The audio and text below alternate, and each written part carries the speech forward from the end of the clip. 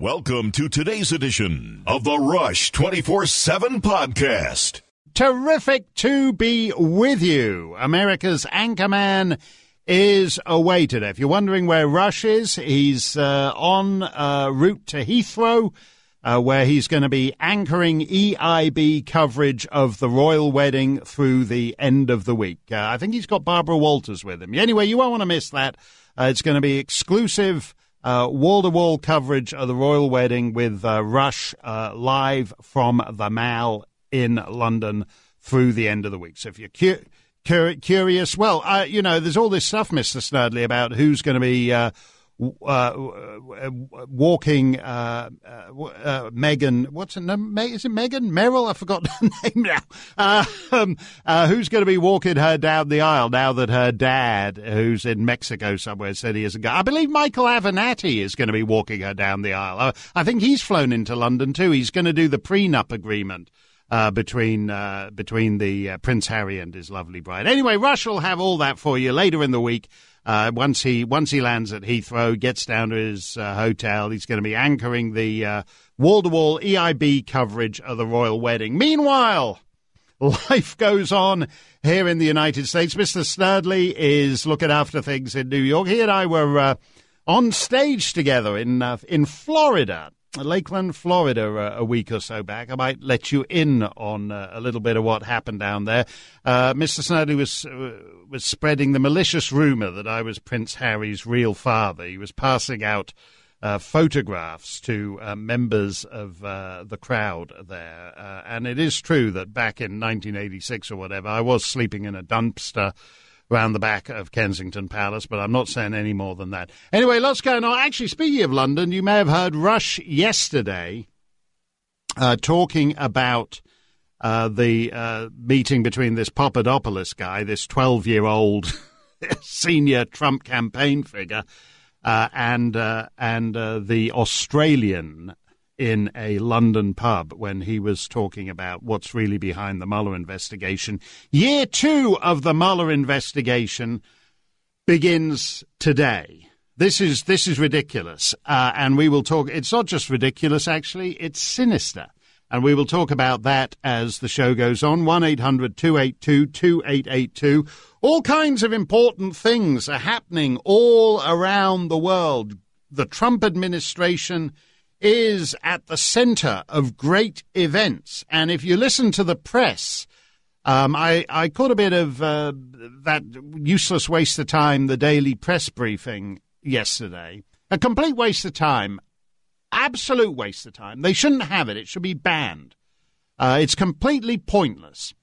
It's rubbish. It's a waste of time. And it allows basically a corrupt and trivializing media to inflict its own stupid agenda on officialdom. And in this case, they were all talking about, what's the name of this lady? We're about to start the second week of the hysteria over this young lady. What's the name of this young lady who said the thing about McCain, Mr. Snerdley? What's her name again? Kelly. Kelly Sadler, I think that's her name.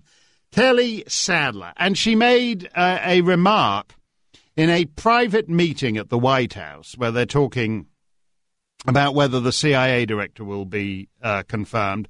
And she made a remark to the effect that who cares about McCain? He's dying anyway. I don't know how, and now they're all going, at the press briefing yesterday, they're all talking about this. They don't care about what's going on in with Trump and North Korea or any of the policy issues. They're fascinated by this. None of them have heard about her. But she made a remark in poor taste about John McCain. So she's all over oh, yes, we understand she's called the McCain family, but why hasn't she issued a public apology? Why hasn't she booked Radio City Music Hall and staged an apology with full supporting orchestra?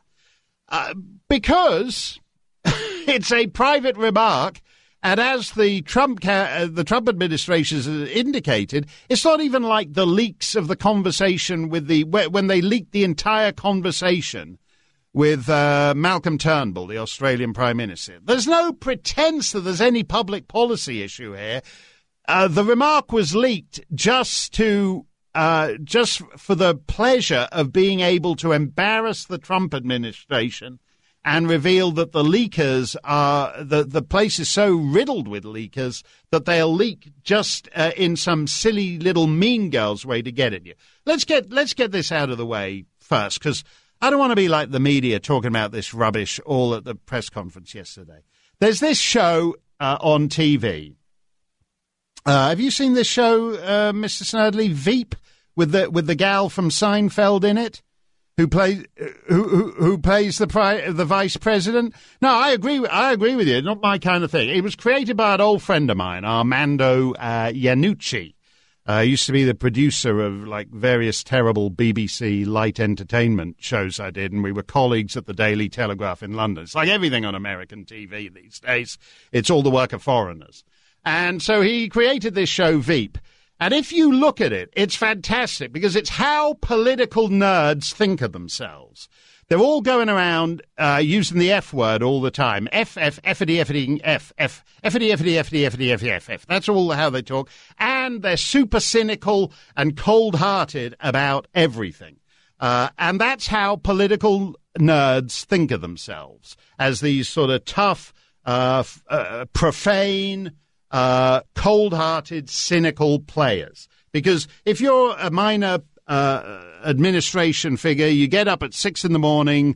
from your apartment in Washington that's got no furniture in it, nothing on the walls, no crockery in the cupboards. It's got some 18-month-old TV dinner in the fridge because you get up at 6 every morning. And trudge off to work in the administration, and then you come back at 9:30 at night, and you have no life. And so you watch these political shows like this one with Julia Louis-Dreyfus from Seinfeld playing the vice president, and you love that because it glamorizes the dullness of the minor political figure's existence. And everyone's going F, F-ity, effing F. And they're all super cynical about everything. And this remark that this Kelly Sadler made, who nobody had heard of a week ago, but is now the towering colossus of politics in the United States. She's the brains behind the whole operation. She's Karl Rove to Trump's George W. Bush. She's running the joint. She makes the kind of remark that my friend Armando Iannucci would write for this Julia Louis-Dreyfus Emmy-winning show. And when you say it on Veep, when Julia Louis-Dreyfus's staffer says it on Veep, it's hilarious, and they win 47 Emmys. When somebody is actually says it in real life in a meeting, everyone goes crazy and they leak it, and it's the biggest political controversy. It's the big nothing. It's one of the funny things, actually, I find about modern life, particularly as we have all these dreary television shows. If you look at, like, lawyers, like this Michael Avenatti, this Stormy Daniels lawyer, he basically he behaves like the kind of lawyers you see on TV. A lot of lawyers do that. They've been watching law shows on TV all their life, and they behave like TV lawyers. Real lawyers are starting to behave like TV lawyers. And then when they get out of control, like this Avenatti guy, that's just disastrous, particularly for the client, as poor Stormy will discover a year or two down the line.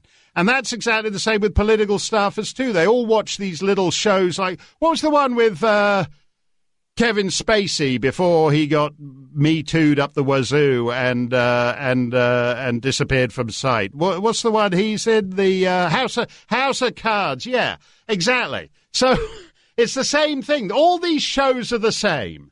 They all have sinister Machiavellian figures, and they're all completely cold-hearted and ruthless. And so all the minor peripheral figures in Washington watch these shows and think they're great because they make them look cool. They make dweebs look cool. So the dweebs start behaving like figures in Veep and House of Cards, and then everyone goes nuts about it. So I'm not interested in Kelly Sadler, and I think and to me, as I said, I think the White House daily press briefing should be cancelled. People have different. They show on C-SPAN Prime Minister's questions from I think they show it from Westminster and from Canberra in Australia and from Ottawa. I think you have to get C-SPAN 3 or C-SPAN 4 to get some of the... If you want Prime Minister's questions from Belize or the Solomon Islands, you have to get C-SPAN 6 or C-SPAN 7 or whatever on your cable package. But at least there, it's the political figures thwacking things back and forth. To see, to have so much attention focused on preposterous drivel, as in this Kelly Sadler business, I think is a complete waste of everybody's time, and they should abolish that. Anyway, with that out of the way, we're going to get on to the important news. Not just who's going to be walking the royal bride down the aisle, but all the big stuff about year 2 of the Mueller investigation and everything else that's going on. 1-800-282-2882 is the number to call. This is America's #1 radio show, The Rush Limbaugh Show, on the Excellence in Broadcasting Network. Mark Stein in for Rush on America's #1 radio show. It is great to be with you. 1-800-282-2882. Rush was here yesterday, as you know. I thought originally I was supposed to be here yesterday, but Rush then changed his mind. So yesterday Rush was guest hosting for the pre-assigned guest host. That's how secure he is. He doesn't have any hang-ups about that kind of thing. And he gave a brilliant and devastating analysis of the present state of the Mueller investigation and tying it all to this guy Papadopoulos. By the way, the Papadopoulos guy is the only guy they've got on anything to do with Russia, and he's a totally peripheral figure. The three big guys they've got, Manafort and Carter Page and all the rest, they've got Manafort on some business dealings he did, 15 years ago or whatever. Again, that's the phoniness of the investigation, the complete phoniness of the investigation. And I just want to pick up on what Rush was talking about yesterday, because something very bizarre has been going on for the last year in what purports to be a free society with fair elections. Mueller looks the part. Mueller, to me, looks like an old school G-man on a 1950s cop show. I mean, he looks the part. He's great. But he's running a dirty investigation. And we know it's dirty because he's indicted a bunch of Russians from a troll farm who are never going to show up in any U.S. courtroom. It's completely pointless indictment. He's indicted a couple of Russian companies, one of which is minded to come to court in the United States just to screw over the phony baloney prosecution. But most of these Russians who have been indicted, anyone can do that. You can indict Kim Jong-un. In fact, the DNC is suing the government of Russia at the moment for hacking into John Podesta's email. So, in theory, you could do that and say, well, Vladimir Putin is going to be in a courtroom in the Martha's Vineyard District Court because we've decided to indict the government of Russia. But most of us living in the real world know that's a complete waste of time. That you can indict Igor Trollovsky of the St. Petersburg troll farm, but he is never going to be standing in it. So and then we have people like Manafort who are being and Flynn. By the way, the Flynn thing, he should withdraw his guilty plea because he wasn't guilty of anything. That plea agreement was coerced. It would be of no value in a true justice system. And whatever you feel about Michael Flynn, that was a setup. But all this stuff is peripheral. Meanwhile, key figures at the Department of Justice and at the Federal Bureau of Investigation have all been forced from their jobs in shame. So we know just from the comparative value of the figures on the Trump side who are going down, 19 no-name Russian trolls and Paul Manafort and Papadopoulos, and at the same time you have Deputy Attorney General forced out, you have the Deputy Director of the FBI forced out, and you have various other figures who've been, various other key figures have been forced out. So the prominence of the figures on the other side of the investigation who have been forced from their jobs in disgrace, and some of whom are now under criminal investigation, tells you what's really going on with this investigation. But I will make a more basic point. I expect foreign governments to interfere in the elections of other countries insofar as they can and insofar as it advantages them. Nation states prosecute their own interests, and their interests sometimes do not align with those of other nations, and so they find themselves meddling and interfering in hopes of gaining some kind of advantage. The United States government does that. No, I don't just mean, Obama putting his thumb on the scale when he's standing in Downing Street and saying he wants that Brexit would be disastrous for Britain. But in far more subversive. I mean, for basically the 30 years after 1945, the United States government interfered in elections in its allies. It interfered in elections in British colonies where it thought that some little rinky-dink pro-commie guy might be in danger of coming to power, as they did in British Guiana and places. All countries do that. And they actually, and you try to stop them. But that is the nature of geopolitics. What's far more disturbing than foreign governments interfering in your election is when your own government interferes in your election. Because it's one thing to have hostile powers coming at you from overseas. It's quite another thing when the hostile power coming at you is within your own borders. That is the real story of the Russia investigation. The Russia investigation was concocted, was created as a cover for the fact that key elements in the permanent bureaucracy of the United States were attempting to subvert the electoral processes of this country in 2016. And that, in fact, key members of the permanent bureaucracy, the supposed non-partisan civil service, were colluding with the other party, one of the two political parties, to do down its political opponent.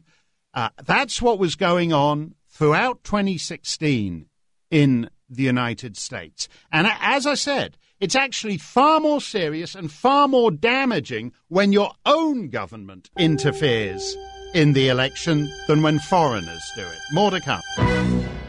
Yes, America's Anchorman is out today. This is your EIB Anchor Baby. Honored to be sitting in. But don't forget, if you go to rushlimbaugh.com and click the Rush 24/7 button, you need never be discombobulated by a sinister foreign guest host ever again. You can get Rush in any form known to man, whether you want him in video on the Ditto Cam or in audio 24/7 or print in the transcripts, whatever you want, you got it. Just go to rushlimbaugh.com, click on the Rush 24/7 button and become a Rush 24/7 subscriber. Let us go. Let's take, here's first up on the Rush Limbaugh show today. Let's go to Jerry in Milwaukee, Wisconsin. Jerry, you're first up on America's #1 radio show. Great to have you with us. So, Mark, okay, you're probably going to disagree with me right now, but Donald Trump's breaking of the Iranian deals, that's not going to just only lead to Iran producing nuclear weapons for our nuclear weapons program for the first time in years.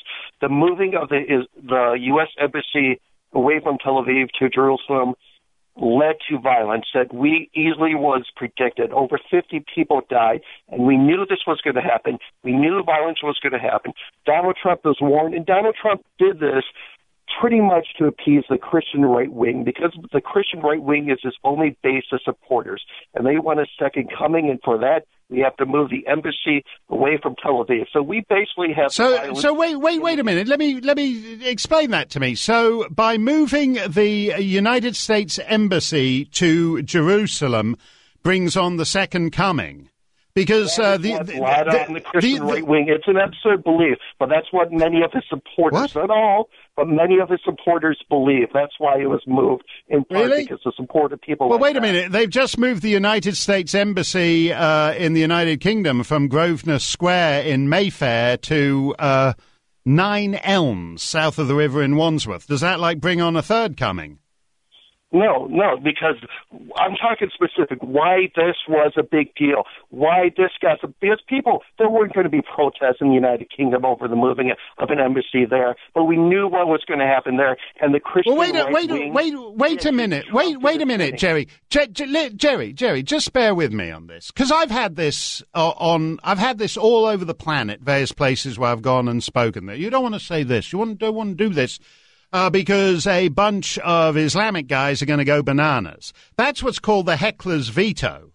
So they say, you mustn't do this because everyone will go nuts. Well, if they go nuts, that's their problem. I don't want people dying just because the Christian right wing want to move an embassy based on their ridiculous religious beliefs. Well, how about this religious? Well, for a start, the guy who gave the speech... The media are all mad because the Christian right-wing guy who gave the speech at the embassy, Pastor Robert Jeffers, thinks that Jews are going to burn in hell. So there's all kinds of complicating factors there. But look, here's the thing. Jerusalem, even if you accept that East Jerusalem belongs to the Arabs, part of Jerusalem has always been considered the capital of the Jewish people and is the de facto capital of the Jewish state and has been since the foundation of the Jewish state. So, for example, there's lots of people, including many Americans, who think that the United States stole all the land from the Indians. So you can why should we have the capital in Washington? Why don't we put the embassies in Guam? Why is it that Israel, uniquely, its functioning capital city, you can't put an embassy in, Jerry? Well, one, it goes back to 1948 and this debate how much the city was going to be an open city monitored by the United Nations. I know that's kind of moot at this point, but there's still an international debate, and there's the problem. No, it isn't. Jerry, 70 years is 3 generations. Last year, my country, Canada, celebrated the 150th birthday of the Dominion of Canada. So what you call going back to 1948, that's half the entire. That's 3 generations. That's half the history of the Dominion of Canada. Actually, that makes it older than most members of the United Nations. Because as you know, most third world decolonization didn't take place till the 50s, 60s, 70s, 80s. So actually, the 70 years existence of the State of Israel makes it one of the oldest members of the United Nations. So how many years? If 70 years, so there was a UN plan in 1948 that never happened, right? We can all pick dates. What about 1922, the start of the Palestinian Mandate under the League of Nations, when the UK decided to give away 78% of the Palestinian Mandate to create what's now Jordan? You know, we can all pick dates. What's the big deal about 1948 that it should be frozen in history for all time? I'm not saying it shouldn't necessarily be frozen. I'm stating that there was no point other than maybe symbolism in moving this, knowing the reaction, and knowing how much this is going to hurt future peace efforts, how much it will hurt and make it harder. Jerry, you know why there's no peace efforts? Because everybody in the so-called Palestinian territories who might have been, I've been, all over the place, particularly in recent decades. For a long time during the Cold War, the map was frozen. Because nobody wanted to encourage independence movements because it froze in case the East-West divide got all muddled up and the map started unraveling. And then after the collapse of the Soviet Union, all kinds of new nations have come along. The Baltic states regained their independence. Slovenia split off from Yugoslavia. Slovakia split up from the Czech Republic. All the Central Asian stans, Uzbekistan, Tajikistan, who gives a stan, they all came up. Meanwhile, we have this squat in the Middle East where everybody, or you can go anywhere around the world. You can go to Los Angeles, you can go to Paris, and you can meet the most intelligent, urbane, civilized Palestinians who are doctors, lawyers, all kinds of things. Because everyone with half a brain got out of there. And what's left, whether you're talking about the religious, the theocratic loonies of Hamas in Gaza, or whether you're talking about the kleptocracy of Mahmoud Abbas and the PLO on the West Bank, who are just filling up their Swiss bank accounts with Western money, neither of them are capable of creating their own new nation state, like Slovenia, Slovakia, whatever, nor do they have any interest in any of that. What they're interested in doing is killing Jews. And because they're a blood sacrifice cult, they're happy to drive as they did yesterday. They're simply happy to sacrifice their own on the altar of that cult. For example, among those who supposedly died yesterday was an 8-month-old baby. Who takes an 8-month-old baby anyway? CNN reported this as if it's a serious thing. No normal person, what normal mother takes an 8-month-old baby to protests where they're putting kites with explosives and they're trying to plant bombs along a border fence, takes an 8-month-old baby along, and then CNN reports that the baby supposedly died of tear gas. In fact, it didn't. The baby had some pre-existing condition. The reason there's no peace in the Middle East is because the kleptocracy in the West Bank and the theocrats in Gaza are into Jew killing. It's not about nation states. Anybody in the world can have a nation state these days. So you want me to respond to all that? Yeah, give it a go. Okay, well, of course there's hardline forces in the West Bank who theocrats, I despise theocrats, but there's theocrats in Israel, maybe not as bad, but there's theocrats in Israel who want to have the West Bank because of some religious belief. There's theocrats in Israel, theocrats in the United States who don't want peace, who don't want even to look to the other side, to even non-hardline people in the West Bank, to even search them out. They want to keep the status quo, and the status quo of theocrats. Theocrats are pushing this policy. Christian theocrats, Jewish theocrats are reacting to Muslim theocrats, and I'm sick of all the damn theocrats who are making this war in the Middle East, and I'm just sick of the theocracy. Well, yeah, you can tell, oh, I'm just sick of it. They're all nasty, mean people. But at some point, you've got to be able to distinguish. The last time I was in the West Bank, a few years ago, the schools, so the equivalent, you're in Milwaukee, the equivalent of the Milwaukee School Board in the West Bank was running a competition for its grade schoolers on why I want to be a martyr. Right? In other words, you were to write an essay or a poem on how you wanted your body to detonate into thousands of pieces while you're killing Jews. You went into a convenience store like your 7-Eleven or your Quickie Crap at the gas station, and they were proudly displaying the Martyr of the Week behind the counter. And they're very pleasant people. You said, "Oh, I'm just going to get a Diet Coke and whatever the Palestinian equivalent of a Mars bar is."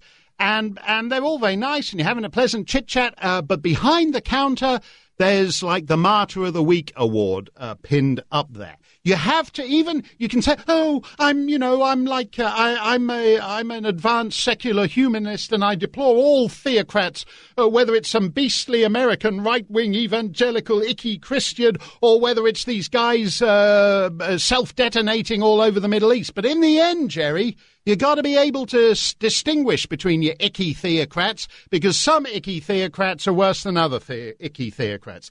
Thanks for your call. We will take more straight ahead on the Rush Limbaugh Show. Mark Stein in for Rush on America's #1 radio show. I just want to emphasize a point I made to Jerry before we move on, because actually, you know, the two things. Moving the United States Embassy to Jerusalem isn't a big deal. It became a big deal because it became one of those things that presidential candidates promised that we were supposed to understand meant nothing. So in other words, it somehow, and it actually, in that sense, the Jerusalem Embassy embodies what became wrong with Republican Party politics before Trump, and explains why we got Trump. Because it was well understood that to win a Republican primary, you had to say certain things. But at the same time, it was understood that the things you said meant absolutely nothing. And that's actually true of the Republican Party institutionally for decades now. For example, Jimmy Carter created the Federal Department of Energy and the Federal Department of Education in the late 70s. And ever since he created them, the official policy of the Republican Party has been to abolish the Department of Energy and the Federal Department of Education. And it never happens. And everybody understands that. Everybody understands that to be a Republican candidate, you have to pledge to support the abolition of the Federal Department of Education, but at the same time do nothing about it. And that's actually true of an awful lot of the planks in the Republican Party platform. And one of those planks was that a candidate has to pledge to move the U.S. Embassy to Jerusalem, but the minute you win, you don't have to do it. And Trump did it and actually demonstrated that it's easy, that actually there's something to be said for a candidate who says he's going to do something and then does it, because people think, well, I never. Who knew? I didn't realize. And we were told when he moved the embassy to Jerusalem, and again, this has nothing to do with Jews and Muslims and Arabs and Palestinians and Israelis and the Middle East. It's a simple, and you don't have to I keep hearing people saying, for thousands of years, Jerusalem has been the ancient capital of the Jewish people. And that's true. That's true. But if you don't believe that, then you can just do it on utilitarian grounds. That this is where all the government offices are. And generally speaking, you put your embassy where the government ministers are so that you can network with them easily, rather than, putting it in an entirely different town for some obscure reason nobody can remember. So, as I said, if you dispute the idea that Washington is the capital city of the United States, you can go put your embassy in Presque Isle, Maine. But it's going to make it difficult for you to network with all the Washington big shots. So just on utilitarian grounds, it's worth doing. But it's also worth doing just to show what a busted flush the conventional wisdom is. We were told that if you did this, the Middle East would be aflame. Aflame. And what happens? Nothing happens. Nothing happens. So that there's a few desultory protests that mean nothing compared to because these guys jump dead to the great Satan, dead to the great Satan. They'll do that at the slightest opportunity. They'll do it over anything. But actually, they didn't do it over the Jerusalem embassy thing. So on the very day, the corrupt government of Gaza that regards its own citizenry as disposable decided to stage a protest just to complicate the press coverage. It's completely fake. It's part of the whole Pallywood thing where, these guys stage these phony baloney things, and it's nothing to do with anything real. But as I said, the important takeaway here is that Trump demonstrated that you can take these planks that Republican candidates have been going on about forever and ever and ever. Oh, yes, I'm going to abolish the Department of Education. I'm going to do this. I'm going to do that. Trump said he would do it, and he did it. And actually, they should do that with more of the stuff a Republican candidate is obliged to defer to. If you can do it with the Jerusalem embassy, why not do it with the Federal Department of Education? That's the key thing about that move by Trump, and that's why it's important. Mark Stein in for Rush, lots more still to come. Keith Richards of the Rolling Stones says America has to, quote, get rid of Donald Trump. You're probably wondering what Trump has done, apart from using you can't always get what you want at the end of his rallies, as he did last week. But Keith Richards is mad because in 1989, the Stones played a gig in Atlantic City. And when we got to Atlantic City, it was billed as Donald Trump Presents in huge writing, and then underneath in tiny writing, the Rolling Stones. So he's been mad about the billing he got for 29 years at this Atlantic City gig that Trump promoted. Donald Trump Presents! Tiny little writing, the Rolling Stones. And Keith Richards wants Trump gone. Yes, America's Anchorman is away, and this is your undocumented Anchorman, honoured to be sitting in from the farthest wastes of the Great North Woods, just a stone's throw from the Canadian border. I don't know why they're throwing stones at the Canadian border. It's like some Gaza-Israel thing they got going on there today, but you might hear them spattering across the studio glass every once in a while if you're listening in FM stereo as they're throwing rocks at the studio here. You might hear it bounce off the left side window and then skeeter off the right side window. It might, if you pan from left to right on your thing. Great to be with you. As I said, Rush is flying to Heathrow for full coverage to anchor EIB's full coverage of the royal wedding with Barbara Walters. So he'll be here live from outside Buckingham Palace back later in the week. But in the meantime, I'm here to wish you, among other things, a happy Ramadan. It's the first day of Ramadan today, so I always like to celebrate, go get a Ramadan shake at McDonald's. Terrific stuff. Is it just me, or does Ramadan seem to come round earlier and earlier every year? I don't know. It's odd, that.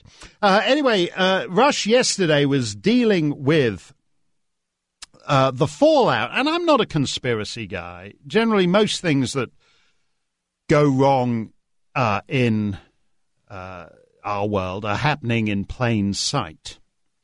But as we know, we have the most lavishly funded so-called intelligence community. That's how lavishly funded it is. Other countries just have intelligence agencies, but we have a whole intelligence community. It's like the African-American community, the Hispanic community, and the intelligence community. The intelligence community may even be bigger than the Hispanic community and the African-American community by now.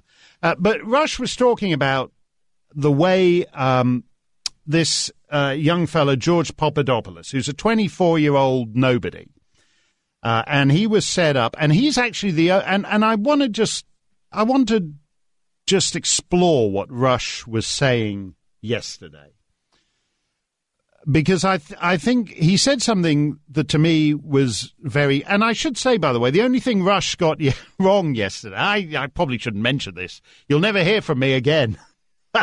But Rush got something slightly wrong yesterday in that he called this guy that Papadopoulos met with in London the Australian ambassador.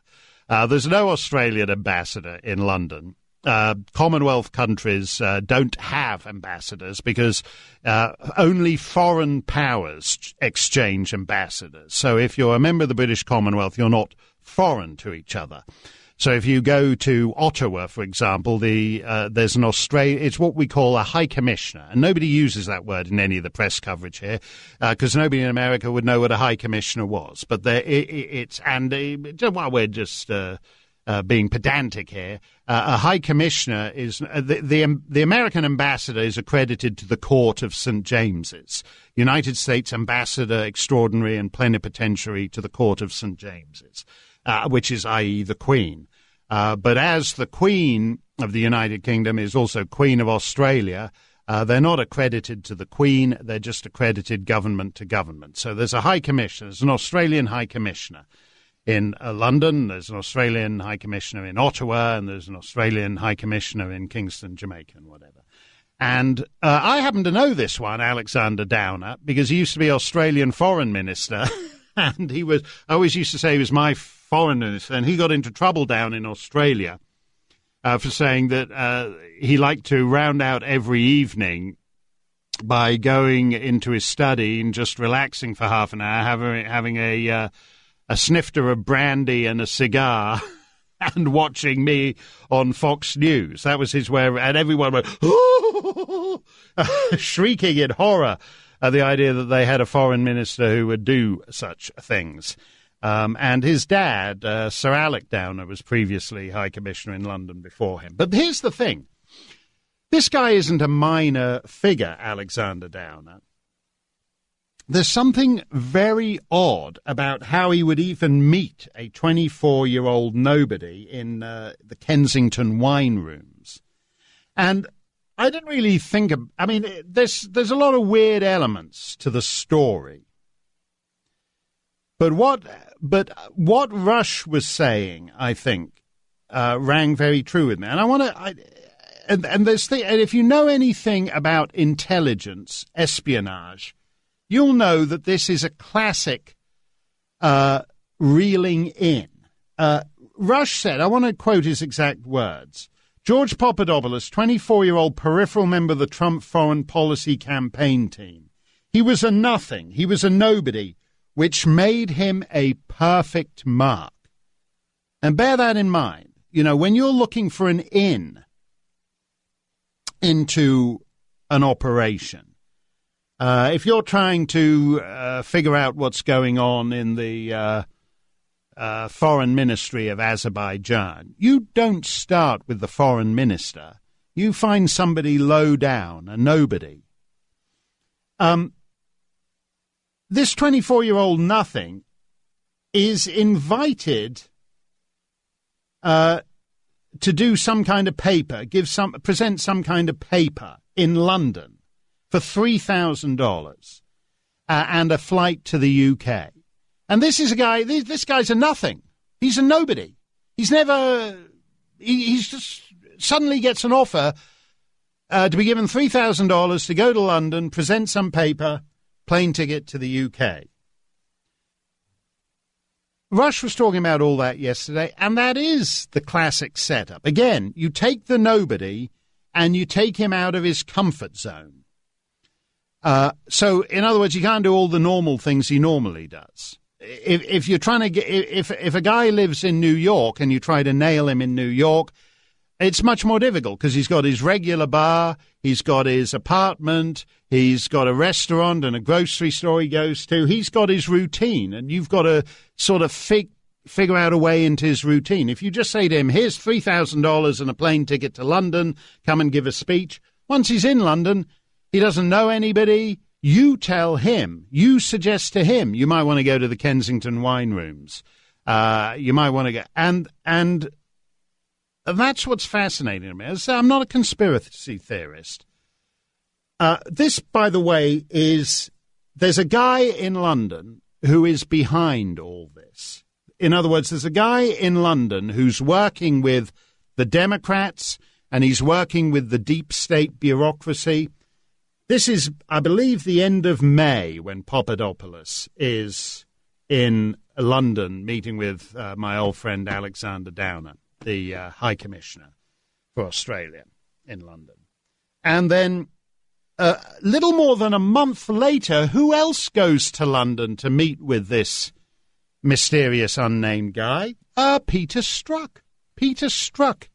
And there's all this back and forth in heavily redacted texts between Peter Strzok and his so-called paramour, Lisa Page. I'm not even sure, actually. I've reached the stage of suspicion where I don't even believe Peter Strzok and Lisa Page were heavy petting. I don't believe they were necking. I don't believe he got to first base. I believe the romantic relationship is being constructed as a cover for the fact that they're actually subverting the democratic election. So again, it's all. Don't you find it all a bit odd? An investigation into foreign interference in the 2016 election. It's totally reliant on foreigners.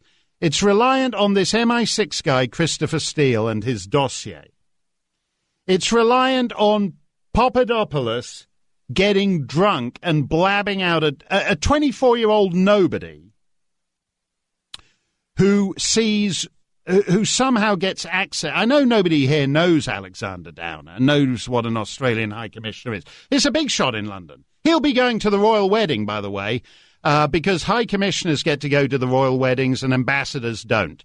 And when you go to the palace, if you're a High Commissioner, you get a coach with 4 horses, whereas if you're just a lousy, rotten ambassador, U.S. ambassador, you just get a coach with 2 horses. So he's means nobody here, but he's a big shot in London. He's on the board of the Imperial War Museum and all kinds. He's like a big shot. And this big shot somehow winds up getting blotto with some nobody who's just been flown in for the purpose of getting drunk with someone who will listen to what he said. And so we have a situation here where an investigation into foreign interference in the 2016 election depends entirely on interfering foreigners.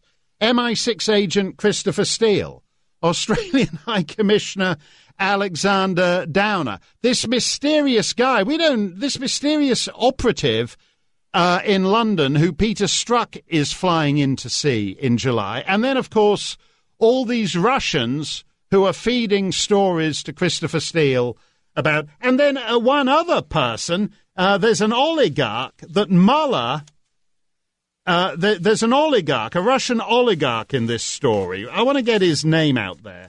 Deripaska, I believe, that's his name.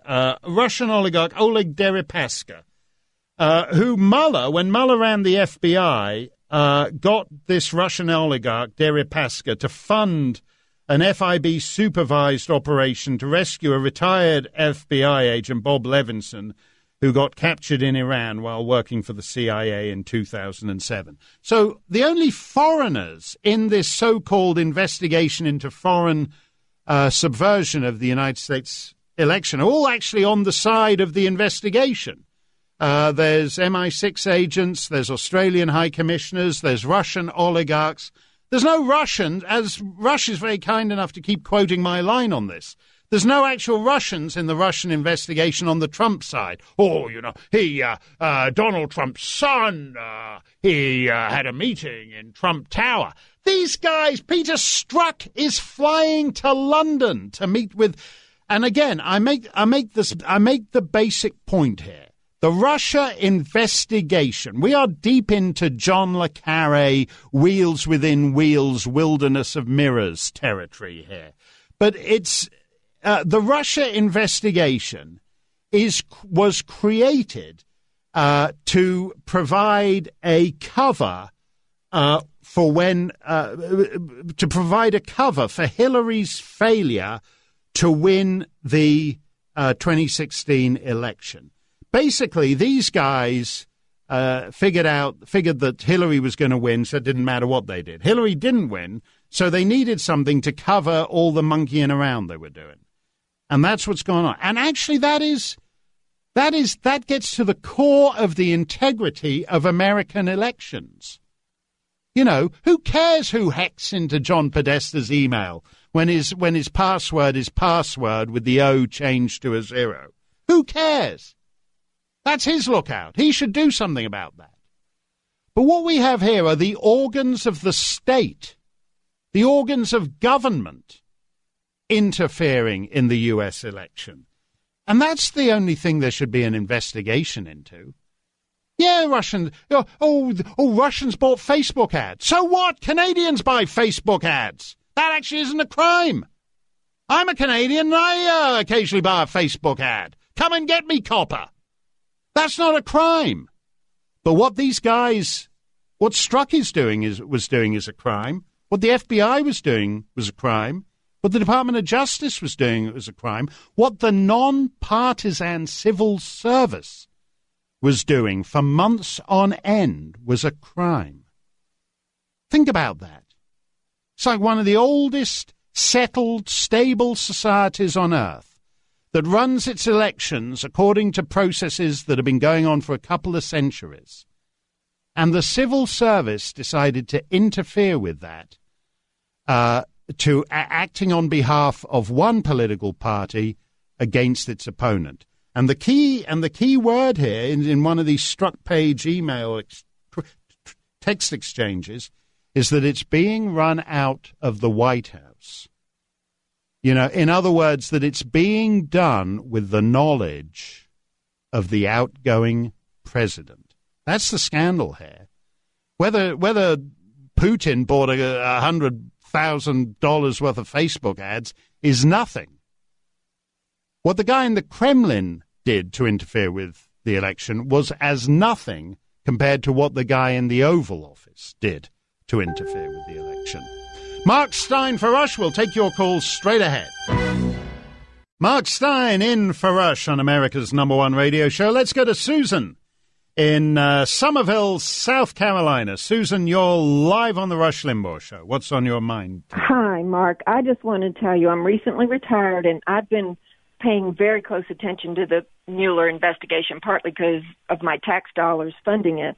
Right. But I want to let you know, there's got to be people like me. I've lost all faith in the FBI and DOJ. And even if we come out, the Inspector General comes out and charges them, I'm still thinking there's probably all kinds of these investigations going on under that are criminalizing things like setting up President Trump. They set up General Flynn. We wouldn't even know this, as you're talking about, without the text between Lisa Page and Strzok. And so now they've learned their lesson. Hey, we can go ahead and do it, but just don't send any text about it because then they'll find out. So the insurance policy to me was part of involved with that was the appointment of Mueller. They knew from the beginning Mueller is who they wanted for this because it was a poor choice. No, absolutely, Paul. And the thing is, he's supposed to be an independent counsel. So the point about an independent counsel, when they already knew that it was all kinds of senior FBI and DOJ officials who'd been monkeying around in this, you don't appoint as the independent counsel the guy who used to be these guys' bosses. That's like stinks from head to toe. Right from the start there, Susan. By the way, Susan, I'd add one other thing too. You know, in free societies, the rulers are bound by the same rules as the ruled.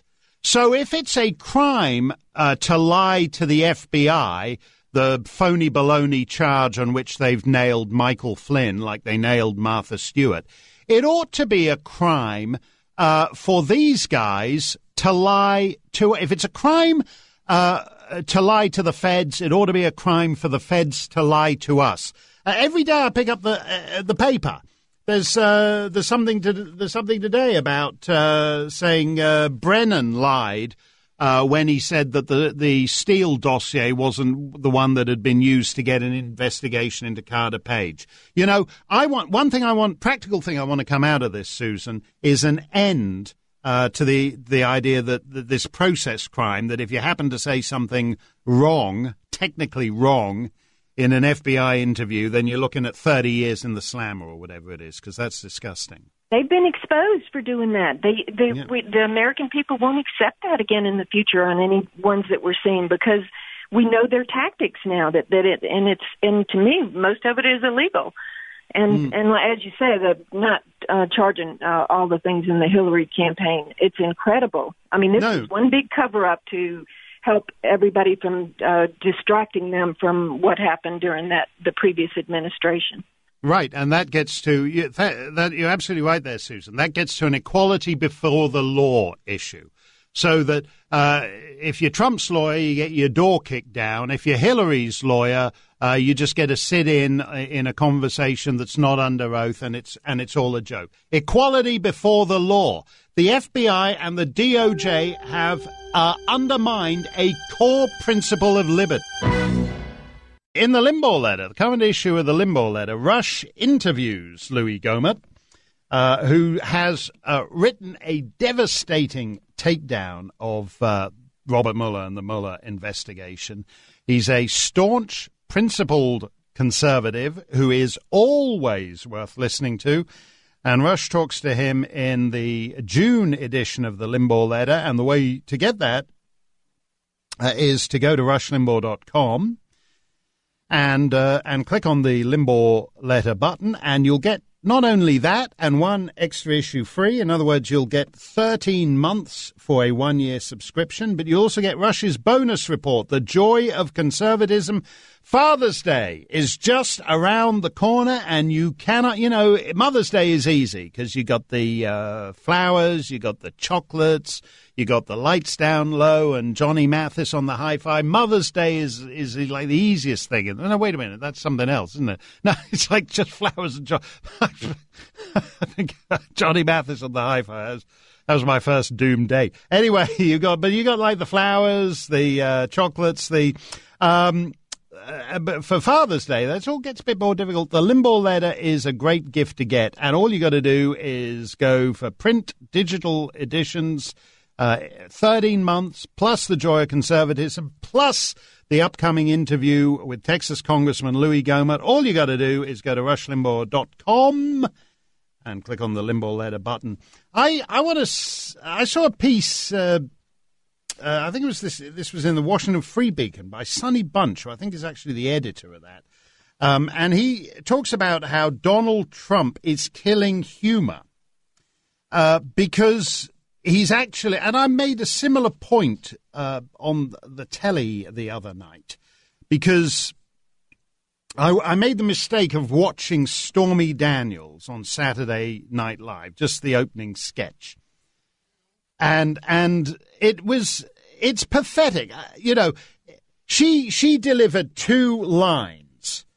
And her first one is when Alec Baldwin as Trump said, "Come on, Stormy, this is all an act." And she goes, "Yes," says very woodenly, "Yes, because porn stars are famous for their acting." And her second line was, I know you don't believe in climate change, but a storm's a coming." That was 50% of her opening routine on Saturday Night Live. Stormy Daniels. I've never seen any of her live shows. I'm not familiar with Stormy Daniels' Mr. Snerdley, but as I understand it, it gets better when she stops talking. And anyway, but this was her second line. I know you don't believe in climate change, but a storm's a coming. A professional gag. They have a writing team of dozens and dozens at Saturday Night Live, and that's the best line they could come up with. Now, look, listen to this lineup. They had Ben Stiller as Michael Cohen, Scarlett Johansson as Ivanka Trump, Jimmy Fallon as Jared Kushner. Sonny Bunch in this piece, Donald Trump is Killing Humor, says it's like the Avengers. The only point to the Avengers, like Scarlett Johansson. Who is she? She's one of the. She's the Black Widow. Is she in the Avengers? I can't remember. Yes, she is. She's the Black Widow. So you see Scarlett Johansson as the Black Widow, and you see Robert Downey Jr. as Iron Man, and you see the fellow with the fabulous hair as the mighty Thor, and you see Samuel L. Jackson as Nick Fury, Agent of S.H.I.E.L.D., blah, blah, blah, blah, blah. And then they all blow. There's a lot of there's 40-minute CGI battle scene that bores the pants off you. And here, Saturday Night Live is the same thing. Oh, look, it's great. We'll get Ben Stiller to be Michael Cohen, and we'll get Scarlett Johansson to be Ivanka Trump, and we'll get Jimmy Fallon to be Jared Kushner, and we'll get Alec Baldwin to be Donald Trump. And we've spent so much money on all this talent, we can't afford any gag writers. So there's actually nothing funny for them to do. And it's fascinating. It's fascinating to me. Alec Baldwin knows his Trump routine is dying. It's just not funny. And I know Alec, but I don't particularly care about whether an actor is a big liberal or a conservative or whatever. I don't really care about that. Alec Baldwin, a lot of people don't like him. I think his Tony Bennett thing is hilarious. Because the Tony Bennett thing, the stuff he's saying on the surface is just surreal. He's got the mannerisms right, and he's got that rather random way that Tony Bennett has of throwing a sort of certain spacey imagery all together. But the underlying, he's playing the underlying character. With Donald Trump, he's just playing lame-o political lines. And this piece is fascinating to me about how Sonny Bunch is killing the one of the late night hosts. Was it Jimmy Fallon, Jimmy Kimmel? I don't know. I can't remember. One of them said people are getting tired with the Trump humor. You're getting tired of it. They're getting tired of it because it actually isn't very good. Trump is actually funnier as Trump himself. And somehow you can say a lot of things that I didn't get right, but one thing I got absolutely right about the 2016 campaign is that Trump is better at being Trump than any of the political comedians. The first time I saw him live in Burlington, Vermont, the capital city of Bernie Stan. If you want to move the American embassy to the capital city of Bernie Stan, it is Burlington, Vermont. And I went to see Trump in Burlington, Vermont, which he said to me, what do you think? He said to me before the show, what do you think of it? He goes, this is pretty funny. So he's just coming and doing a big show in Burlington as a big wind-up to all the Vermonters who are hot for Bernie. And he's turned the town upside down. It's like a carnival there. There's all these pro-Trump, anti-Trump people on opposite sides of the street, all throwing placards at each other. And they had a Trumprov comedy night, improv comedy, but about Trump, Trumprov. And the guy was handing out free tickets, and me and my kids, who were on our way to see the Trump show, we were this guy. He was like very pleasant, idiotic lefty, and he handed out free tickets. And my kids are at that age where it's exciting when anyone gives you free tickets for anything. So we were given free tickets for this late night Trumprov comedy show, and they said, "Oh, are we going to go, Dad?" I said, "No, we're not." Because Trump is going to be hilarious himself, and these guys won't be as funny about Trump as Trump is about Trump. And Trump was hilarious. He was like fantastically. He's created a fully rounded persona where he does these slight. Have you seen that clip of him? Have you seen that clip of him dancing with Saudi princes? He's like, he was over in Saudi Arabia or the United Arab Emirates, one or the other. And he's got like Radio City Rockettes of Saudi princes on either side of him. And they're playing some of that. Actually, it's probably not Saudi because they don't dig the music. It's probably, it's probably more the Emirates. So they're playing some of that Arab music. And he starts grooving along with it, like Lou Rawls doing You'll Never Find Another Love Like Mine.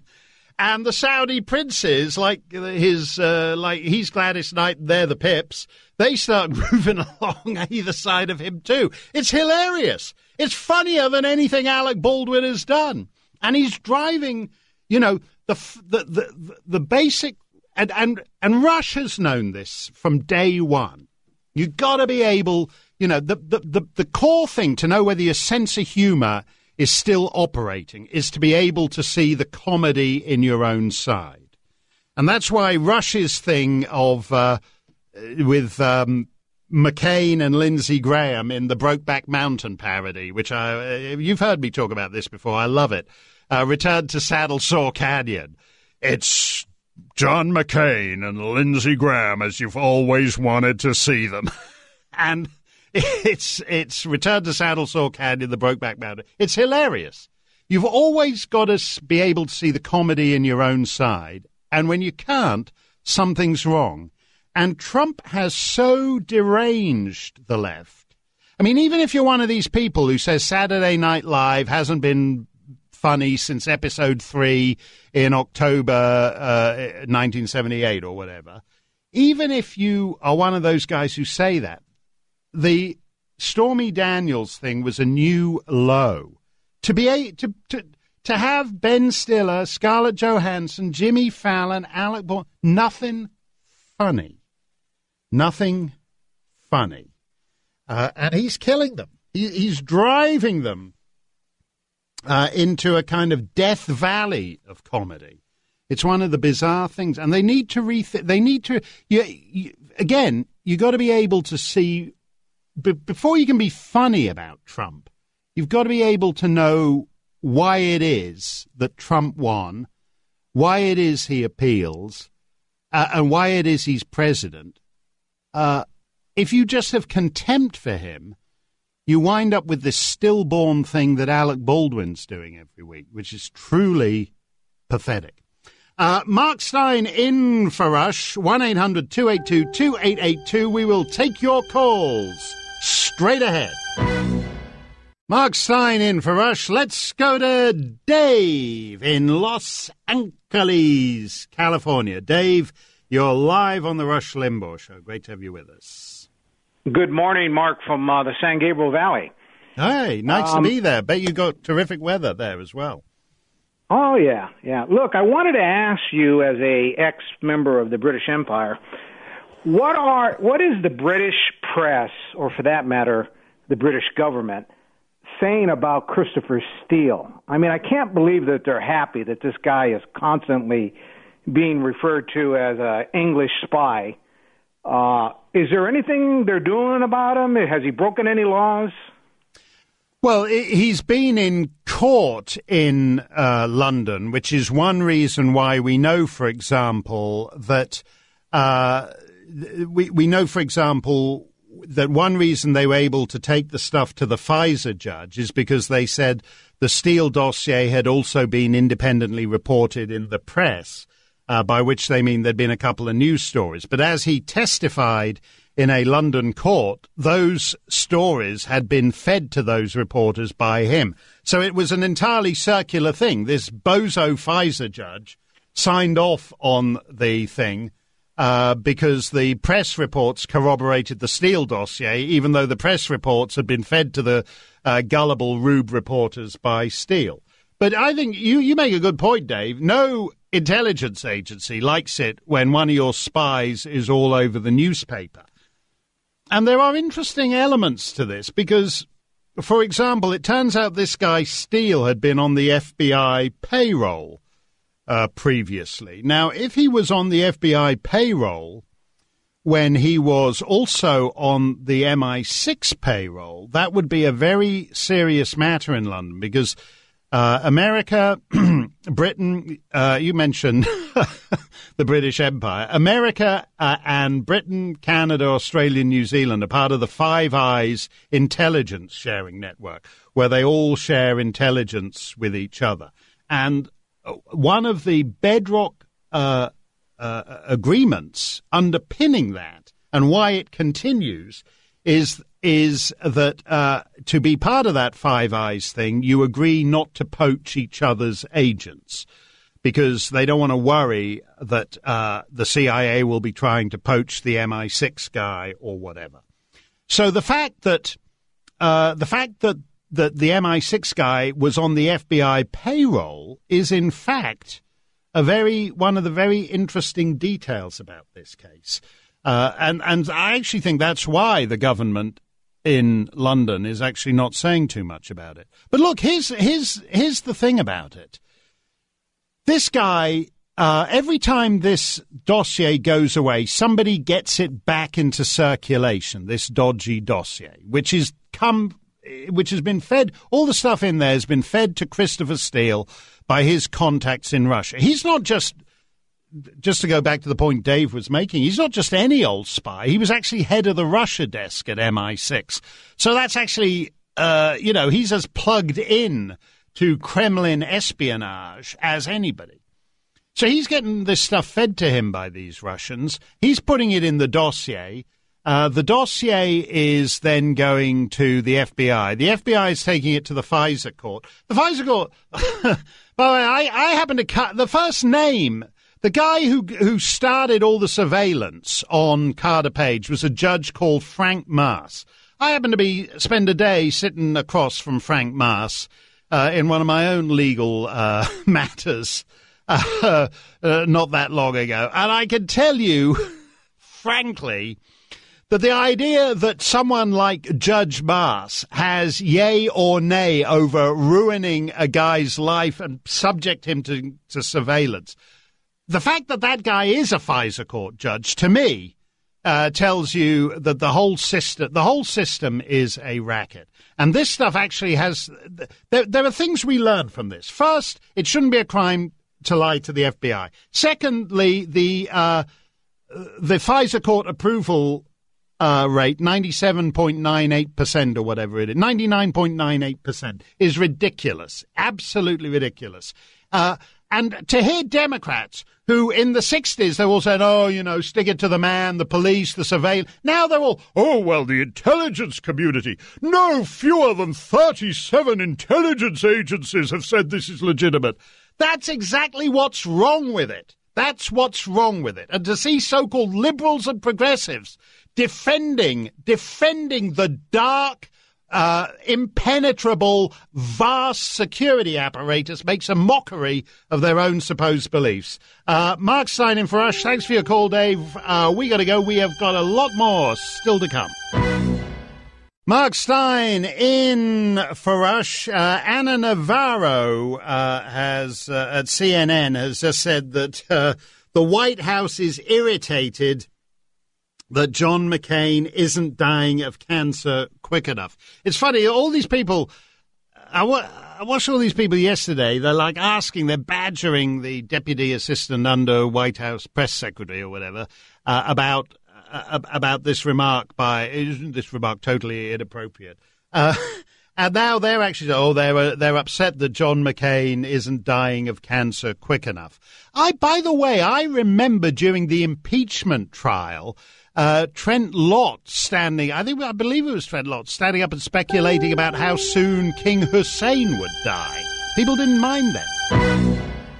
Yes, America's Anchorman is away, and this is your undocumented Anchorman, honoured to be here, thrilled to be here. As I said, Rush is jetting to Heathrow to anchor EIB coverage of the royal wedding. Ken Matthews will be here tomorrow from Pennsylvania. He and Mr. Snerdley will be holding down the fort. Ken was guest hosting earlier this year, and he's an awfully nice. He sent me a very nice tweet after I won a rare legal victory the other week. Ken sent me a very nice tweet about that. But he's not just an expert legal analyst. He's also got tons of views on everything else as well. So Ken will be here tomorrow, and then Rush returns on Thursday. Mr. Snerdley and I should say, we should thank our hosts at the Lakeland... at the Polk County Republican Party a week or so ago in Lakeland, Florida, in the heart of the famous I-4 corridor, which runs from Tampa to Orlando, more or less. I think it does. Don't worry, I'm a foreigner. I've got a very shaky grasp on the local geography, so if I'm not in the ballpark, don't worry about it. But we were somewhere on the I-4 corridor in Lakeland, Florida, and Mr. Snerdley and I had a great time there. And I believe, I think I'm right in saying that our host said that was the biggest ever crowd they've had at a Polk County Republican Party event. We got to meet gubernatorial candidates and other candidates while we were there, and we had a bit of a laugh too. As I said, Mr. Snerdley was passing around pictures of Prince Harry and claiming that I was the real father of His Royal Highness. But it was good. We might take the act on the road. Snerdley and Stein. People haven't seen an act like that before. It's different. It's different. It's a different kind of thing, Mr. Snerdley. But we might well do it again. 1-800-282-2882. I want to mention a couple of stories that in some grim way, we've been talking about the politics, but politics is the sort of the day-to-day machinations and the stuff that's going on more beyond that is more interesting about where we're headed. And this story out of California, the number of cases of sexually transmitted diseases in California reached a record high last year. There's been they're particularly concerned by a spike in stillbirths due to congenital syphilis. When I hear the phrase congenital syphilis, I think of Paris Boulevardier of the gay 90s. In other words, by which I mean the gay 1890s, before they had gays in the modern sense. They were gay in the old-fashioned sense. And that's like, 125 years ago? And where you'd have people who had lived an overly interesting life would be rotted out by syphilis. Now we've got a return of congenital syphilis. A 45%, this is California, a 45% increase in chlamydia, gonorrhea, and syphilis. Chlamydia and gonorrhea are most common among people under 30. Rates of chlamydia are highest amongst young women, while men account for the majority of syphilis and gonorrhea cases. As I said, a 45% increase from 5 years ago in California girls with chlamydia, gonorrhea. I wish they all could be California girls. Nobody's singing that. Nobody's singing that Beach Boys song anymore. A 45% increase in chlamydia, gonorrhea, and syphilis. What I find interesting about this, this guy here, Dr. Jeffrey Klausner, professor of medicine at the University of California, Los Angeles, he pointed to nations such as Cuba, Thailand, and Belarus that have nearly eliminated congenital syphilis in infants. And so for California to have a steady increase in congenital syphilis, he says, is shameful. We've known how to control syphilis since the early 1900s. Seeing it come back like this is a sign of failure of the public health safety net. What I find interesting about this, though, is that you can't make comparisons with the early 1900s. When you have the demographic transformation that California has. Basically, California is a sanctuary state. Basically, they say, we don't care about your legal status. If you get to California, you can stay in California. So millions and millions of people have come there from all over the world, and they haven't passed the health test. When I can't remember whether I had the chlamydia and gonorrhea test, but when I emigrated to this country, I had to have certain tests. I had to be tested for AIDS. I had to be tested for all kinds of diseases, which you have to do if you emigrate to the country legally. And it's not a pleasant thing. Nobody likes having all this stuff jabbed in you, but they draw all your blood, they take all your tests, they do this, they do that, and then they clear you. They give you a clean bill of health. And at that point, the United States government will process your immigration application.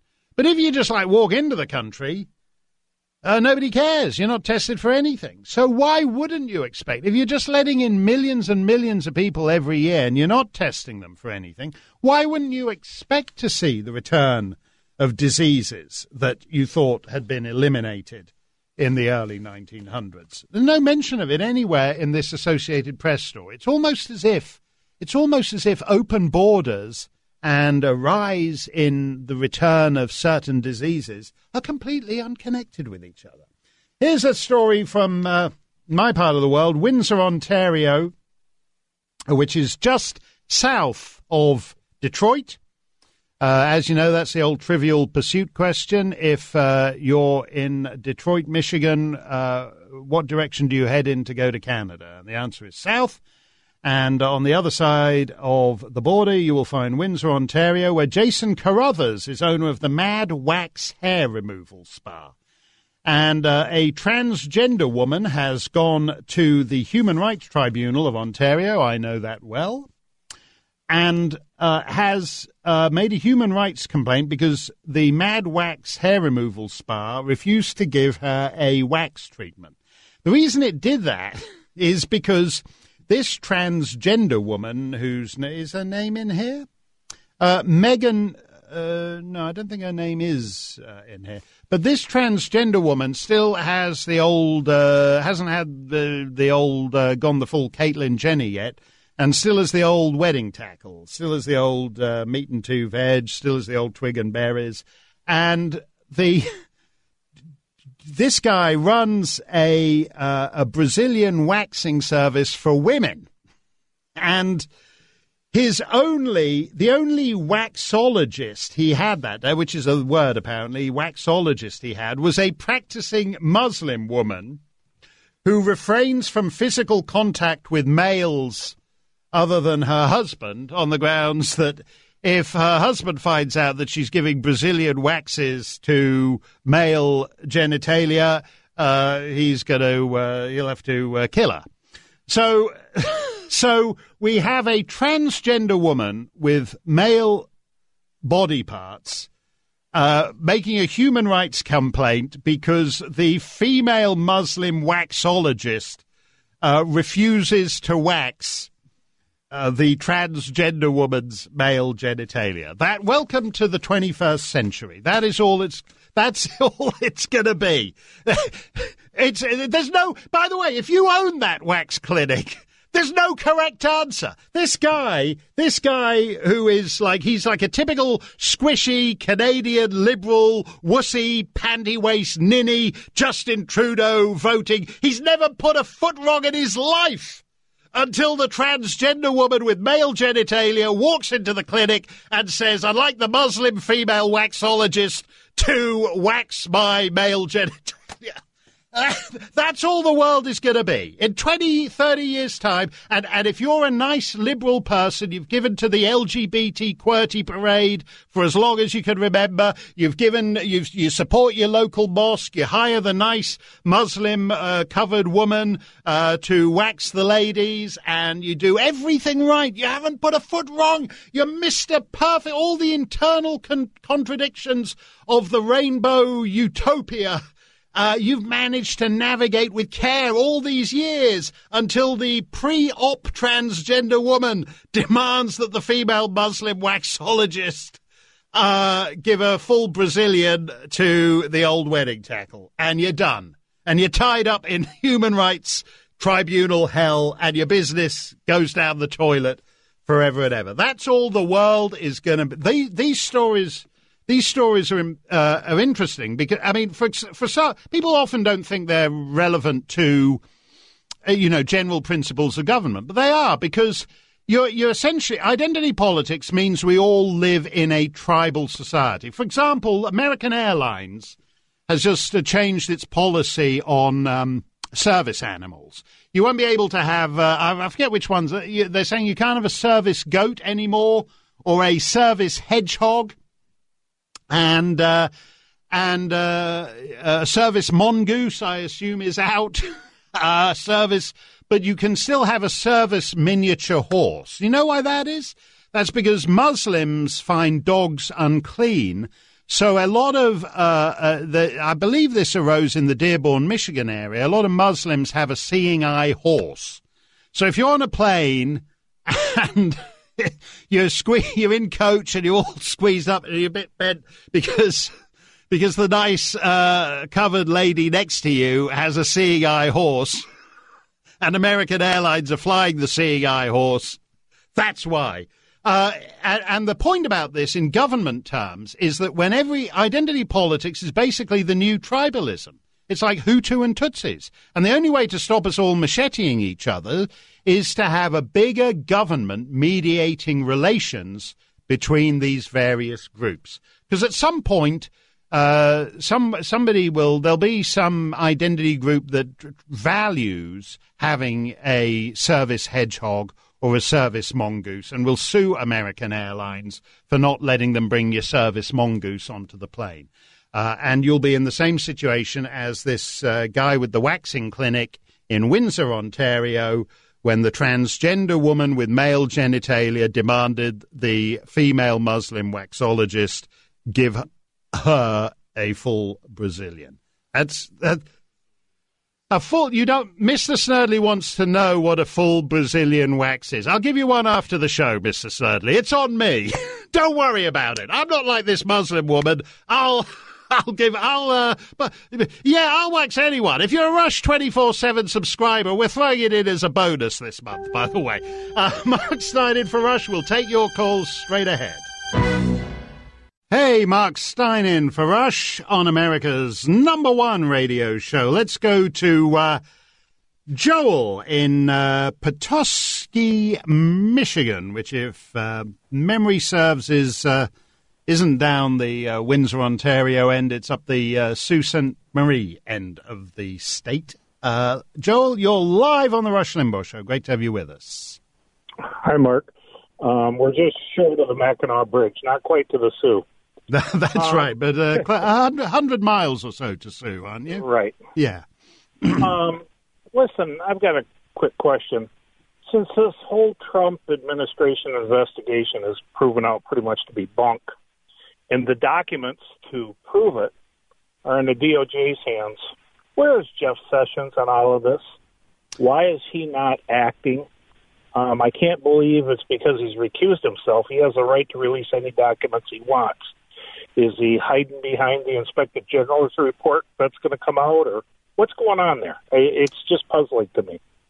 He does give the impression of a guy who's got serious case of Stockholm syndrome, that he has been captured by the permanent bureaucracy there. But in the end, he reports to the president and he serves at the president's pleasure. And the Congress are the people's representatives. And my view of this, Joel, is there's actually no reason for any of this stuff to be redacted. I mean, most of the stuff that's being redacted is what one can discern is not being redacted for national security reasons, but because it's personally embarrassing to certain prominent FBI and Department of Justice officials. And I think what's going on is, I think Jeff Sessions would do us all a great favor if he actually said that this is becoming a crisis of the integrity of the Department of Justice, and the best solution to this is to enable people like Trey Gowdy and Devin Nunes, who have the highest security clearances in the country, to actually see this stuff and determine whether we, the people, to use a quaint expression, are entitled to see it too. But you're right, Joel. At some point, Jeff Sessions is in. I often say this about Republicans. He's in office, but he's not in power. It's not just that he recused himself from the Russia investigation for a stupid reason, because he'd had a couple of conversations with the Russian ambassador. All the guys who haven't recused themselves have been like Peter Strzok, are flying off to London to meet with all kinds of murky foreigners. Mueller doesn't recuse himself, even though he's big buddies with this big Russian oligarch. Jeff Sessions recuses himself because he's an incoming cabinet member who has had a couple of social meetings with the Russian ambassador. So I think Jeff Sessions is in danger of has basically spent the last year and a half recused from life.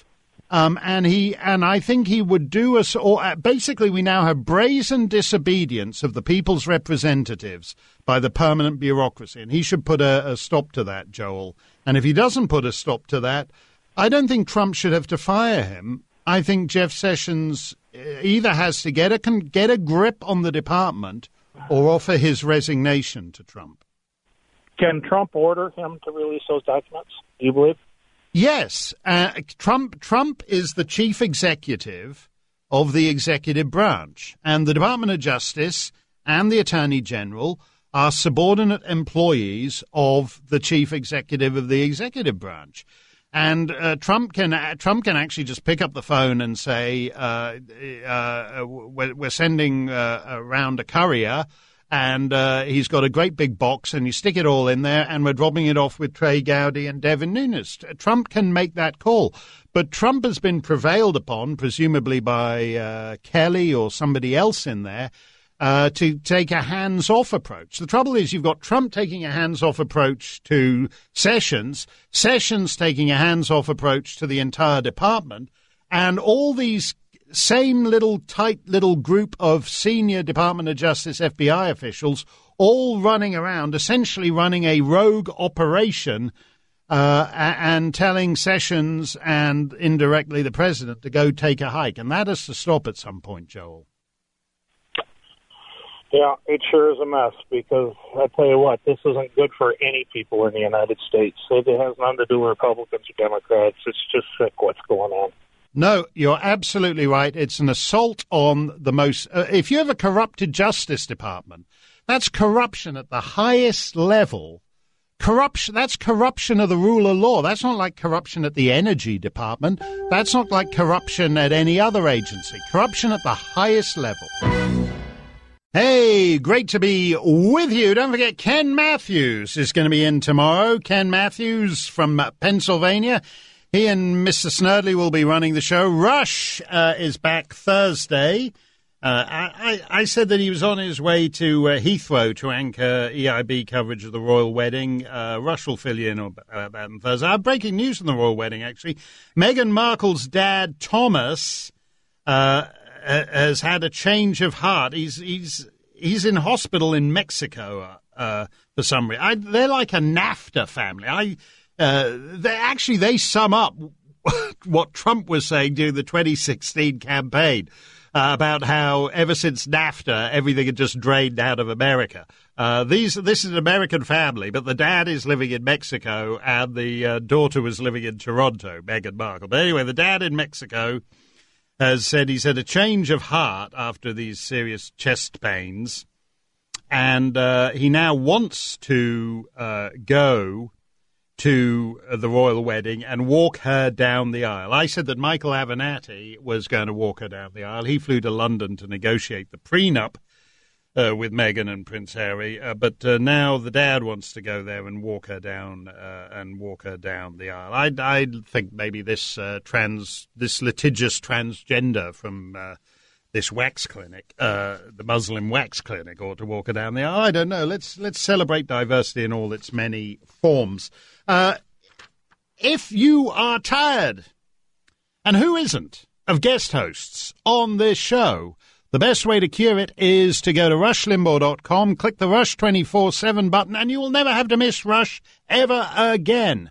You can have him round the clock. You can have Rush's vast archive of radio broadcasts in both audio and text formats. You can watch him on the Ditto Cam, and all you have to do to sign up for that. And by the way, that's a good Father's Day gift too. The Limbaugh Letter subscription is a good one, but also the Rush 24/7 subscription makes a great Father's Day gift. And while we are at it, don't forget to go to the Apple Store or to Google Play and download Rush's new app. I'm not sure whether you can get me giving a full Brazilian to Mr. Snerdley on the new app. Maybe we may need a few tweaks about that. It might shut down your whole computer if you try doing that. But you can go to the Apple Store or Google Play and get Rush's new app. The Allies are all mad over the Trump withdrawal from the Iran deal, but they have no idea what to do about it. Britain, France, and Germany are bursting with anger and exasperation at the United States, reports Karen DeYoung. Their leaders have tried to figure out what they can do about President Trump's withdrawal from the nuclear agreement with Iran. Earlier today, the United States Treasury announced a couple of small but significant new sanctions upon Iran. So the withdrawal from the deal is serious. British Foreign Secretary, my old friend Boris Johnson, said Monday after a meeting with his French counterpart that the rest of the gang would be, quote, conserving the essence of the nuclear deal without the United States. On Tuesday, the three European powers, that's today, will meet in Brussels with EU officials and with Iranian Foreign Minister and John Kerry's best buddy, Mohammad Javad Zarif, to discuss exactly how we propose to get on with it. The reason, the logic for the deal, insofar as there was one, was that if you were able to put the Iranian nuclear deal on hold for 10 years, the Iranian nuclear program on hold for 10 years, you would have a decade in which to reintegrate Iran into a normal functioning member of the international community. This is the theory behind it. And in fact, instead what happened is that Iran, and the best people to talk to about this, by the way, are the Arabs, the Saudis and the Gulf monarchies and all those guys, because they saw exactly what Iran did the minute the deal started. It actually started exercising its muscle and interfering not just in Syria and the Syrian civil war, but all over the region. And that's one reason why. So the basic premise of the deal, that you would be restraining Iran, didn't work. In fact, the opposite happened. Iran was unrestrained, and it will be interesting. It will be interesting to me to see the difference in approach that Trump takes with North Korea when he meets with Kim Jong-un. It's fascinating to me, actually, because I do think that one of the people talk about whether you're qualified for politics. And so they say, well, this is ridiculous. He's being elected as president when he hasn't been a senator, when he hasn't been a governor, when he hasn't been a congressman, when he hasn't been a dog catcher. What the hell does this guy know about politics? But actually, the problem with politics is that you get people like John Kerry is a very good example, who are lifelong career politicians. And they serve in the Senate, and that's all they know. All they know is politics. And they're senators, and they're congressmen, and the governors, and all the rest of it. And then they get into high national office. And so a guy like John Kerry finds himself sitting across the table from a guy like this Mohammad Zarif guy. And they're both foreign ministers. So John Kerry thinks he's talking to a member of the same club as he belongs to. And in fact, he's not. Mohammad Zarif is a thug, he's the smooth, house-trained, Nehru-jacketed face on a thug operation. And these guys just get rolled by the thugs because political experience in America or any other Western nation doesn't actually qualify you to talk to to deal with Kim Jong-un or the mullahs or Putin or any of these guys, which is why you'd wind up just getting rolled by them continuously. And oddly enough, the way it's looking right now is that Trump, whose experience has been dealing with guys in the construction business in New York, that is actually a much better qualification for dealing with the mullahs or with Kim Jong-un or with any other of these hard men around the planet, which would make sense if you think about it. You know, if you think about it, the normal political path, oh, yes, I was a state senator, and then I was a lieutenant governor, and then I decided to run for Congress, and then what's that got to do with sitting across the table from the mullahs or from Kim Jong-un? And actually, Trump's experience seems far more relevant to that and might actually produce some, real hard results. But the rest of the, whatever it is called, the P5+1, I think they call it, they're very upset about that. Here's this Anna Navarro quote in full, by the way, after this Kelly Sadler, this minor White House assistant. They've been talking about this gal for days. And as I said, I think she's just if she'd uttered this line about a senator on that show Veep or House of Cards, everyone would think it was brilliant writing and it would be up for Emmy Awards and all the rest of it. Because that's how these guys think of themselves. You know, they're hard-bitten, they're cynical, all the rest of it. Ana Navarro said on CNN today, I think, frankly, what's happening here is that the White House is irritated that John McCain is not dying of cancer, he's living with cancer. And he is choosing to make every single day on this earth something that's meaningful and counts. And he is still confronting Donald Trump for his outrages. Do you know, Donald Trump is rough and brusque, but he's not mean-spirited in that way. I don't think he actually has one view or another on John McCain. He and McCain don't like each other. McCain has just written a book in which he said he doesn't want Trump coming to his funeral, which seems an odd thing to focus on. I mean, I know, it just seems like an odd thing to focus on. But my point here is that McCain doesn't like Trump and Trump doesn't like McCain. And who cares? I don't think Trump cares. I don't think Trump thinks about McCain. I think when, the Bushes, Trump observed the niceties when Barbara Bush died a couple of weeks ago. The Bushes were not terribly nice about Trump. They didn't attend the inauguration or whatever. There's a divide in the Republican Party, basically because Donald Trump very successfully mounted a hostile takeover of the Republican Party, and large members, and actually, again, it's more complicated that McCain and George W. Bush hate each other. George W. Bush and McCain, they can't stand each other. Do you remember that big reconciliation they had in the 2000 campaign? That's like, speaking of royal weddings, that's like Charles and Diana on their tour of India, sitting by the Taj Mahal or whatever it was, just 3 weeks before they announced their divorce. Look, if you ever want to see a loveless couple, McCain and George W. Bush and that. So what? Nobody thinks about these things. Nobody cares about these things. Trump is out there in the world dealing with the North Koreans, dealing with the Iranians, doing things. And everyone's obsessing on trivia. And they're making fools of themselves, and it's not going anywhere for them. But Ana Navarro seems to think that the most important thing at the White House is that they're irritated that John McCain is not dying of cancer. He's living with cancer. Mark Steyn for Rush, America's #1 radio show. We have more straight ahead. Hey, Mark Steyn in for Rush.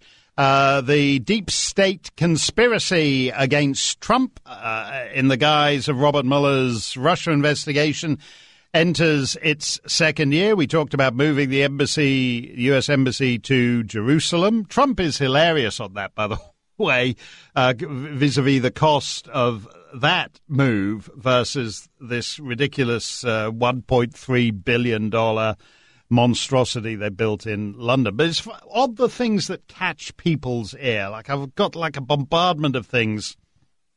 Non-Muslims. I never knew that apparently about 70% of the audience of this show is non-Muslims with seeing eye horses. I mentioned these miniature horses that Muslims like to use instead of seeing eye dogs because they regard dogs as impure. They violate ritual purity, the Muslims say. So in Dearborn, I noticed this a couple of years ago. The Council on American Islamic Relations, has been encouraging Muslims to take seeing eye horses on the bus with them. And I got all these people saying, I'm not a Muslim and I got a seeing eye horse. I'm saying that you have to be a Muslim to have it. I don't really care about this. I'm not interested. This arose from American Airlines changing its policy. So you can't take your seeing eye mongoose on board the plane with you. You can't take your seeing eye porcupine on the plane with you. They're cutting down on the number of support animals because people have been abusing it to say when I get on the plane, I'm nervous about flying, so I have to have my support cobra with me.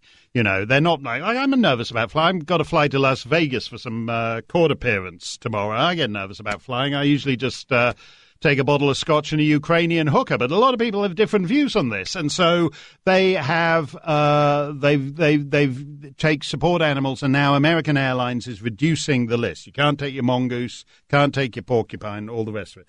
But my point was this, that the minute you start the internal contradictions of the Rainbow Coalition, I think of these stories, they have a lot of these stories coming from the Human Rights Tribunal in Canada. There was like a gay bed and breakfast guy, and he turned away a blind guy with a seeing eye dog because the dog gives, the gay guy had acute sinusitis aggravated by exposure to canines, which is apparently something that is quite common in homosexuals. So you have you have blind guys who are being discriminated against by caninophobic homosexual innkeepers. And the more you have of this stuff, the more you need a bigger and bigger government mediating. The less and less of a citizen you are, equal before the law, and the more and more of a government you have mediating relations between these competing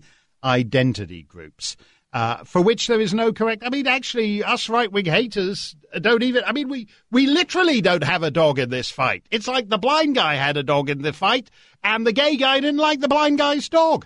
And that is where the world of identity politics leads, to a hierarchy of tribalism.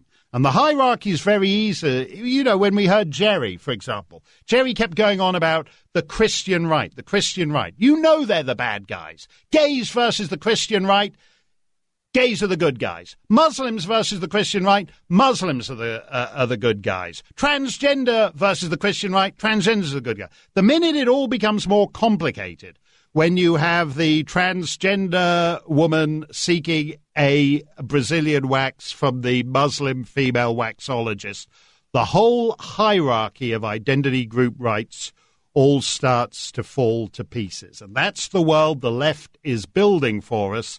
And in the end, it will consume them because it actually negates the real liberty, which is citizens free and equal before the law, their status and liberty arising from the fact that they are individuals equal in status before the law.